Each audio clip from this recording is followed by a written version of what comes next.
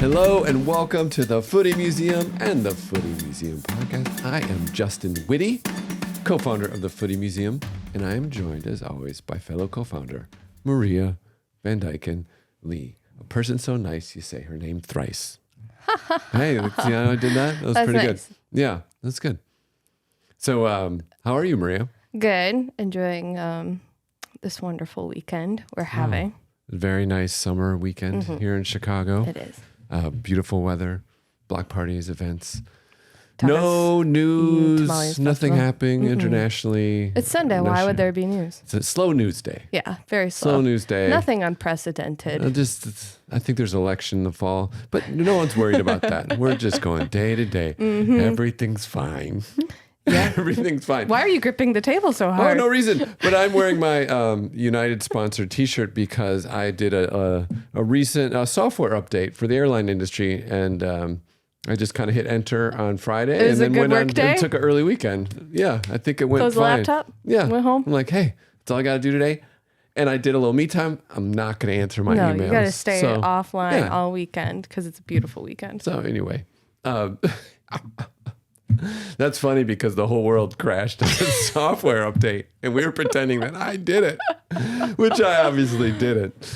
Oh man, that's good. You can't write stuff like that. No, that's comedy gold. That's comedy gold. But I'm not the only one wearing a new shirt. Maria, several people across the soccerverse are releasing their new shirts for the year. That's right. It's new kit season. Is it always earlier, or is the off season just so short? I think it's a combination of both because there were some kit leaks that happened even before the season had ended, it felt like. And they're trying to fit it in between the Euros, the Copa, and the Olympics and Leagues Cup. You want to get it out before Leagues the Cup. Leagues Cup. That's the main thing. So we're not going Leagues to do all of them. There's just a few we'd like to highlight. First, this Chelsea kit. This one's news to me, breaking news to me. Yes, well, this is Chelsea's new Nike home kit. It's currently released in a version without a sponsor. Ooh. Unless that sponsor is awesome. Well, it must be written really small. It's inspired by Blue Flame, by Fire. The release showed them in kind of black light situations. I feel like it's made for video games. Personally, I feel like this would look very good on a video game figure. And it's kind of in line with their holographic crest that they had last year. Yeah, it feels within that same design family, definitely. Yeah. And we seem to see a continuation of the evolution of the tie-dye in different versions. This is like a more sophisticated, like one step away from splatter paint. I'm enjoying this moody photo shoot. I know. And we should say that if you are listening to this on a podcast streaming, we do have video available. If you follow the link, youtube.com, the Footy Museum, or our website. We're much better on video. People don't know this, but both Marie and I are world famous models. Uh-huh. So if you not only want to see what we're talking about soccer-wise, but see probably two of the most, and I say this with all humility, it's just objective, two of the most beautiful humans on the planet. Especially with these $20 webcams. Yeah, $20 webcams and their garage fluorescent lighting. It's really nice. Which my agent says is the best lighting to capture my under eye circles. what they call a generous nose. Well, somehow also my teeny tiny one. Yes. And I think that our success in the modeling world is because we defy convention, or that we fit within it so well. I'm not sure. I think it's We're still waiting the for our first duo gig. is- Yeah, we insist. You on can't only see doing my it, nose. It's and I make up for it. so small. Anyway, yes, they released this kit at a witch's coven. And here you sit. So that was interesting. So Chelsea have the new home It's kit kind out. of what they call it. Oh yeah, sorry. It's what's interesting about this photo shoot. I guess I see. Yeah, like they're standing around a blue fire that's suggested because there's no fire in the image, just Yeah, on the because kids. all fires are blue. But yeah. it also kind of feels like they're just standing by a resort pool at nighttime. Well, it's actually supposed to symbolize an internal fire. Oh, okay. The fire that burns inside every blue. So Every it is Chelsea player. it is a visualization of the intense passion that you Chelsea fans feel. Little did you know that it was a oily blue slick passion. The pool has algae. Yes. It's like it's a very hip Airbnb pool with like LED lights in it. That kind of internal flame that drives us all since the beginning of time, since the dawn of humanity. Arsenal, one of the main teams releasing new kits. They released this third kit that was co-designed with a London design house, and it is meant to reference the large fandom across the African diaspora that exist within the Arsenal community. So there are obviously the colors related to African diaspora, and also the pattern and zigzag line is meant to reference a lot of different folk arts and different countries' historic arts that way. So I kind of like this one. I think it's good. It also highlights the fact that Arsenal will be ditching their crest this year and only using the cannon. The cannon. Yeah, I feel like the bold colors like make a statement for themselves. The bold red and green and black. It's definitely recognizable as standing for the and African I like diaspora. that. I like the cannon, much like the liverbird. I think it's a strong move in that evolution. I like that it's taken from the crest or the emblem, the classic emblem, because that way it feels really familiar, but it's fresh in that it's just one part of that symbol. Yeah, it has a very historically rooted look, but it's very crisp. And things like, I feel like things are swinging back that way again. So I think we might see that in a lot of different crests going forward. It did remind me of a different shirt, though. It reminded me of a classic LA Galaxy kit, which is appropriate because MLS just released a limited edition of, are they called them classic They're like the throwbacks. Kits. Throwback kits. That's right. For two of the league's youngest teams. Yes. Well, let's talk about that. So the throwback kits, to kind of call back the rich, continually growing, expanding history of the league, include obviously the Galaxy in Kansas City and the Timbers, three of the oldest teams in the league, although the Timbers were not always in MLS, but they have been around for 50 years. And that Galaxy kit, as you see, has those bold colors, the red and the yellow. I quite like the Galaxy one. Kansas City kind of reference to their birth as the Wizards, and kind of this rainbow style. The Wizards, which were once the team of Republican National Committee visitor Alexi Lawless, big and Fox News worldwide commentator on all things soccer, and the Timbers in honor of like slacker Portland vibe, very much like old baseball jersey. Yes, it is. Then perhaps, as you mentioned, two of the most iconic, oldest teams in the country, hundreds of years of history. LAFC and Inter Miami. So we can just, we looked at the Galaxy one, which I like. I quite like it. Yeah. I think that the Galaxy kit is one of those things where it's an opportunity to reevaluate 90s design that is often dismissed. And then you go back and like, wow, there's some really daring, interesting things going on. It's like that. Who was it? Was it Chanel? Who was it who said, take one thing off before you leave the house? Exactly. Yeah. I think it's like Johnny Chanel. Yeah, it was Johnny Chanel. And it's that kind of idea where we can look back and we can say there was good stuff here, but let's just remove one of the things. Right. And so kind of getting back to successful designs. And I think it was Pedro Hermes who said Hermes, sorry. Pedro Hermes who said Hermes. Never sign on with Herbalife as a sponsor. I think that's what he said. That too. And then the other LA team, as we see here with Dennis Bouanga of the LAFC styling it, this team is, not yet a decade old. No. But they have borrowed from past LA teams, notably, I would say, LA Aztecs and the LA Wolves. But that borrowing a history does not make, which I believe was a saying from Sarah Gap. Did I pronounce that? Yeah, it's Gape. Is it Gape? Okay. The E is implied. A royal admiral in the old Navy. So what do you think, They don't look that different from their normal kits. Exactly. Just the I mean, gold and black. how did they choose these teams? They selected 5 teams to have the They third checked kit. what kits sell the most. And then they gave those And then teams. they just did it. There's one overarching thing throughout all of them that I think makes them successful in my eye. Oh, yes. And that is that they have the team names on the front of them. Oh, yeah. That is kind of nice. Because we don't get that. Yeah. We just get the kit sponsor. crest, yeah. So it's kind of borrowing from basketball a little bit. You get to just identify with the team, and that goes a long way to making the shirt seem better than it does. Maybe it would otherwise.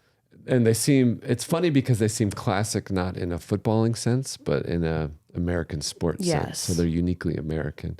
The Timber ones is very Portland. I kind of wish maybe they were a little more creative, but that's fine. I'm sick of MLS trying to make us romanticize the Wizards. I'm not on board. Here's the thing about this kit. This to me is the worst one, but it had the potential to be one of the best. Yes. Because the Wizards is super nostalgic. And I know you just complained about them trying to romanticize this, but why did they have to do so much? There are so many ideas here. Well, I think this is because this is very similar to what their original kits looked like. They were over the top with like this rainbow strike across them. And they became they used to be mocked within MLS circles, like that history, and then they were kind of ironically adapted. And then, of course, the final one from Inter Miami. Here we see their new signing, Daniel Janssen. This never goes out of style. It never goes out. What I find amazing is it's very hot, and they went with the full suit, but it's a good look. Well, it's linen. It's linen, so it can handle the humidity. So here's the actual Miami kits, which are heavily influenced by Miami Vice. It is the direct Miami Vice font, and then the kind of iconic colors of Miami. Could very well be a Miami Dolphins NFL jersey. Oh yeah, it 100% looks. They just borrowed the whole vibe of the Dolphins colors and put it on a. It's because so many games in Florida are played in football stadiums now, American football stadium. This is an homage to Hard Rock Stadium. It's great legacy that nothing went wrong. They had already produced this kit, and we're like, oops. Yeah. It's nice. I like the font. I like that it does evoke a sense of the place that it comes from. A lot of that heavy lifting is being done by the Dolphins. Yes. Yeah. That's true. The Dolphins set that as the color. Yeah. And that is a sentence that you hear time and time again in the world. A lot of the heavy lifting is being done by the Dolphins. We owe you, Dolphins. So much. Yes. We figured out your language, and we really appreciate everything you're doing. Oh, no. That's thank you in Dolphin. Oh, that's good. This picture, of course, taken from Miami's most recent game against the Chicago Fire. The Fire almost pulled off a draw. Oh. Suffered another defensive injury. And this just a week after surprising Cincinnati. Yeah. So we really did Miami a big favor this week. We knocked down their Supporter Shield tied competitors in Cincinnati and then gave them a last-minute victory. That was so the poor man's Messi, Jordi Alba. So fiery. Oh. So fiery. Did you see how... But I say, speaking though, just kit-wise, the new fire kits have really held up this year. I think they could have... Great. If they had just changed Carvana to... Chicago, or the Chicago Fire. I think it would you have just been got a collection. preview of their. That's what it is. Or just a hot dog or something. That's what it's going to be. Just some Italian beef. So the Fire's goal was to enter the League's Cup break, which we are finally entering. Whew. It's been a long time coming. The real League's season Cup begins break. now. Their goal was to enter the League's Cup break above the playoff line, and now I believe that they are second to last place. Which is tough because it's not like they've been horrible lately, but it's the same old story. Too little. Oh yeah, there was not communication. Too defense. Late. Yes. So sorry, Fire fan out there. There are dozens of us. Dozens. Maybe another highlight of that game is Leo Messi's new sponsored shoes, seen on the right, full leg brace recovering his injury this week. It's fine. It's fine. This week, in anticipation of the August 31st match in Chicago, the Chicago Fire ticketing office sent out a preemptive email offering people who had purchased tickets to the Miami game and those who were thinking about it and may do so in the short-term future, if they buy a ticket and Messi does not show up, they will repeat their offer from last year by giving you an option to get $250 off season tickets for next year, which you and Jeremy cashed in this year, or to get, I think, a discount, $150 towards tickets to next year's Miami game. So if you want to push off the deal for season tickets again, you can just wait another year. Because that does not look like it's get ready. But in order to get more fans in the seats, Miami invented some sort of... They said in that email, we are confident that you'll be ready by our August game. Yes. But... just in case he's not, we have this all worked out. Yeah. We are confident he'll... ready for what? I bet he'll be there. To wave. And maybe they'll do what they did here, create some nonsense award to give him before the game so he can come on the field. That'd be great. That makes everybody feel nice. It does. It makes us all... it's a Noche d'Or moment. Probably the biggest people upset are the organizers of the League's Cup, which last year was basically just like a Messi comes to America tour. Yeah. And that was exciting because of that. It kicks off this weekend with the Chicago Fire taking on the great international and exotic powerhouses of Kansas City, the aforementioned Kansas City. I hope they're wearing their cool, ugly jerseys. They will, probably will. So I don't know, with all the tournaments this summer and Olympics coming up and now Messi gone, maybe this is the second and final year of League's Cup. You think? Or maybe they'll keep it the same and change the name to Open Cup and be like, look, we saved the Open Cup. And everybody's invited. Everybody's invited. Oh, my goodness. Oh, boy. But just like as a side note, we're talking about kids. And, whenever I think of sports, I just really enjoy the humorous commercials of Red Bull energy drink. Oh, did you have one here? Fun. Oh, yeah. I love that. I like for the large-nosed among us. I think that it's very good. But they're always fun. They give you wings. Yeah, they do give you wings, and they taste so good. And it's just iconic, the Red Bull teams. And what I like most about the Red Bull teams, they're just clearly labeled like Red Bull. Red Bull. New York, Red Bull, Salzburg. New York, Red Bull. Yeah, Red Bull. Red Bull Racing. It makes sense. There'd be no confusion. No confusion at all. What? Yes, especially if the color comes. Yoink! Yoinks? Cue record scratch? Oh, Maria. What is this? What is going on? What sort of AI disaster created this new Leeds kit? Well, okay, I think this is just a rendered photo, but they have played a game in these new kits already. Oh, there are a couple of things about this that really just... there's something about this brand, like, right, their whole... the energy drink, they don't do marketing so much as they create the brand mythology by sponsoring sports. Yes. Right. So they do like extreme sports, they do football, they do racing. So as far as a brand goes, it doesn't feel as like kind of maybe slimy as just like sports betting or like state-sponsored airlines, But at the same time, this brand is, the imagery of it is so aggressive and the energy drink tastes so foul. So there's really nothing to love about it either. And they buy up these football teams and then rebrand them as themselves. And that's this kind of takeover where you're like, why do they have to do this? And for this Leeds United kit sponsorship, this is actually the first time they've ever been a kit sponsor without actually owning the majority of the brand. They're a minority investor in this team. It's just kind of this slow step forward to Leeds United becoming RB Leeds United.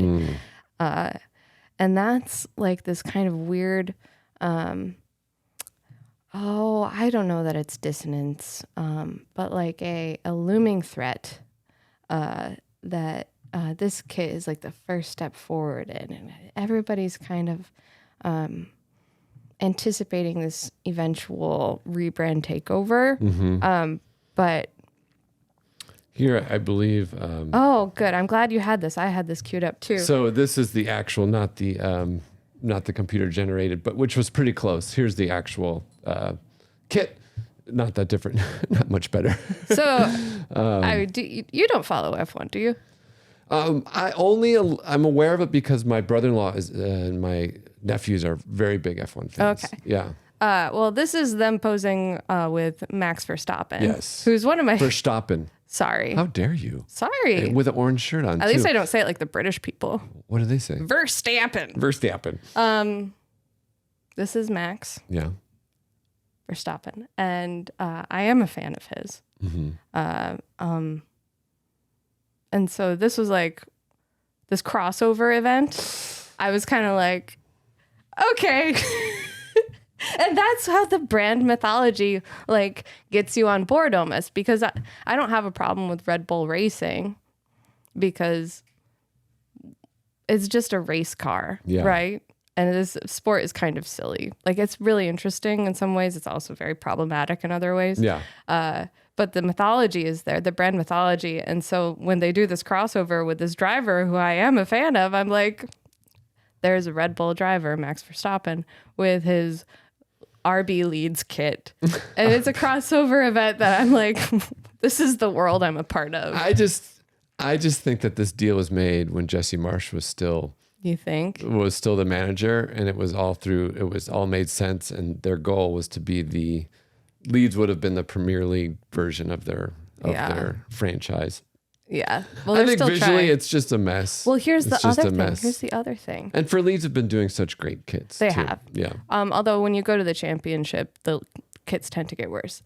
But when the first came out, when it leaked, I looked at all the comments to see what the fans were saying, and the only comments weren't like, oh, Red Bull this, Red Bull that. The only comments were, get the red off of there, too much red. Yeah. And I didn't really know what they were talking about until I read an article in The Athletic about how Leeds basically historically has refused to put red on their kits because of their rivalry with Man United.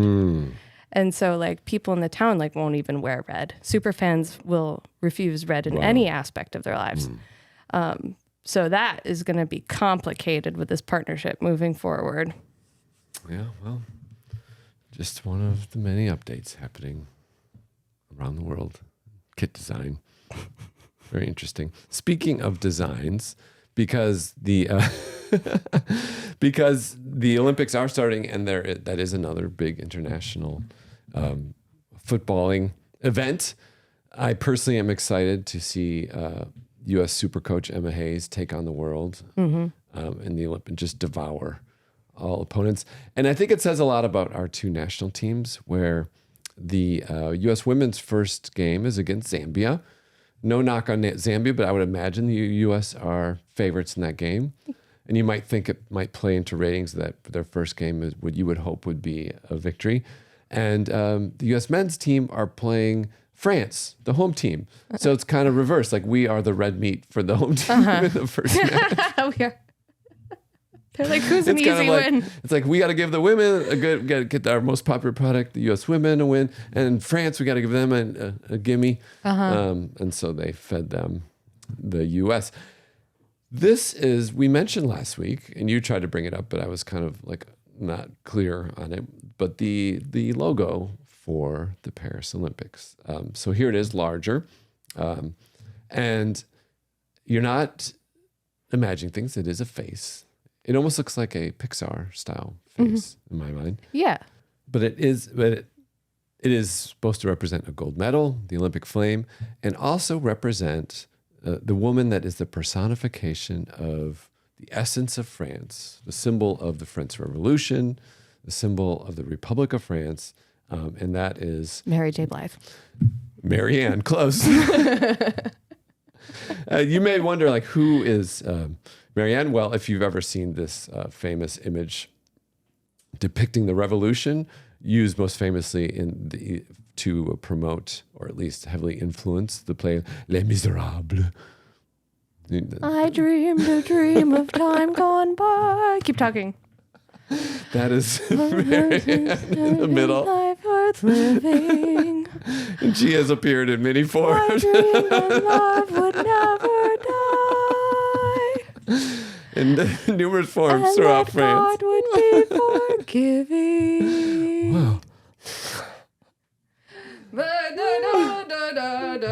One more time. Okay, so what do you think of this? When I think of this, it doesn't really It doesn't get me there. inspire the same feeling. It's like, does it mean like just woman means Marianne? Like just woman eyeless, noseless woman, Marianne. with like kind of outdated haircut. Yeah.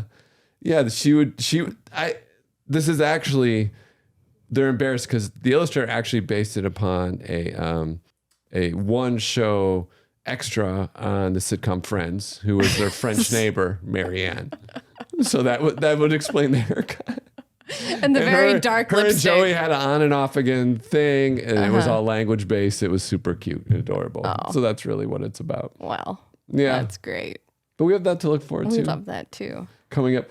And then also in that research, I came across something that was missed. This was pre Footy Museum, but I don't remember it coming out. I'm like, how come I never knew about the release of the logo for the LA Olympics, which is the next Summer Olympics in 2028. Why did they release the logo for the next one before they even... Well, I think they have come this up with these far in advance because there's multiple uses for them, Okay. because they need the branding for fundraising I as guess they're starting to plan for venues.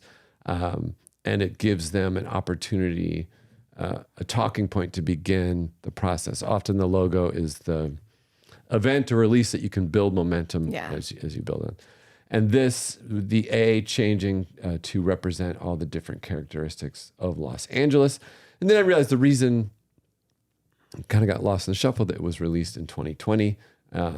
So in the lead up to the Tokyo Olympics, which of course happened in 2021 for reasons unknown. And then...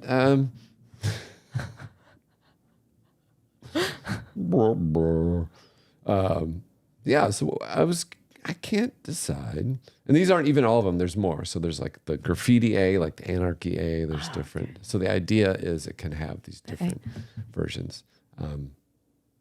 Thoughts? There are some of these I really like. Yeah. And then there are some that I don't. But I guess that's probably the idea. You can pick and choose. Yeah. Yeah. I like this Jaguar. I like the Jaguar. I like the kind of papel picado one. It's nice. I like the pink and yellow one. Mm-hmm. So I don't like that blue one. Yeah, I don't get that. Is that supposed to be like a wave looks like or something it was made like in that? Kid Pics. Yeah. I also was reminded that the Olympics are in the U.S. in 28. So it'll be great. We'll have the U.S. election, which I think from all accounts, totally smooth. It's amazing Fine. to think that far in the future. Yeah. Just another rote, boring, peaceful transfer of power between like-minded but subtly different figures focused on the betterment of society.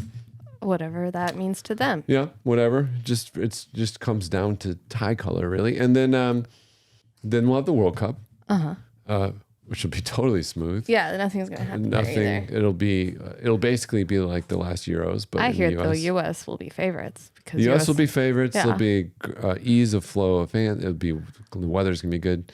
I've heard that climate change will be solved in time for that. Yeah. So that'll be good. And then there'll be the Olympics. So a lot to look forward to.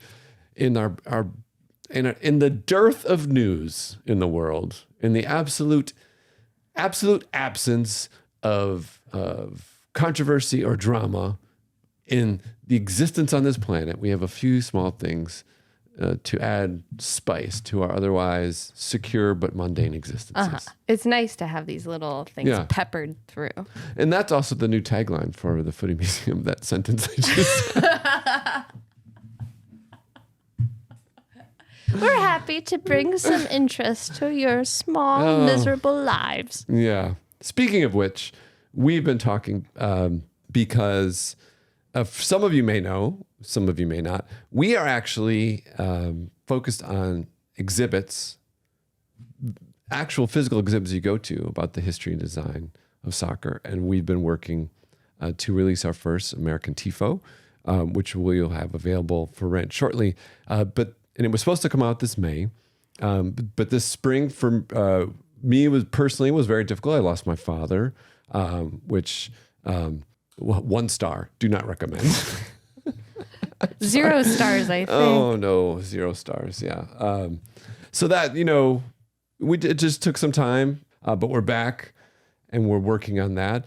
But we also wanted to remind audience we may have gained. Or people aren't aware of what we actually do. So you can go to thefootymuseum.com, read about it. The first exhibit that we will have available to rent to art institutions or other cultural institutions that maybe want to have an exhibition that might relate to all these soccer events coming up, like the World Cup in the U.S. coming up, or the next Leagues Cup. Hello.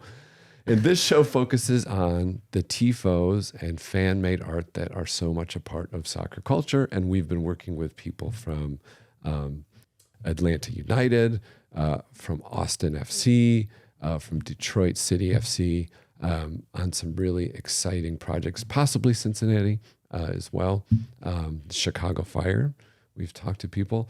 So it's going to be interesting, but focus very much on how it's developing as its own language within the U.S. and how that language builds on this long history of the visual culture of the game. And that's really who we are. We like to talk about all this stuff, but we're not, our focus is on the visual. So please check that out and follow and go to our website. And you can also get great merch because we invented a full history of the Footy Museum that, no, it's not true, but it's really fun. And it includes an evolution of our crest over 100 years, an imagined evolution.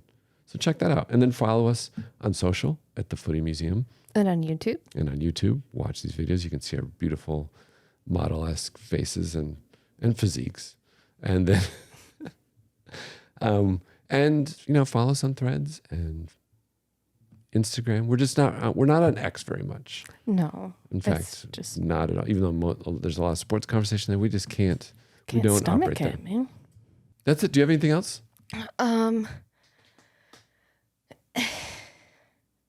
No. Excellent. So that's the story of football. The soccer kind. Okay. Goodbye. Bye.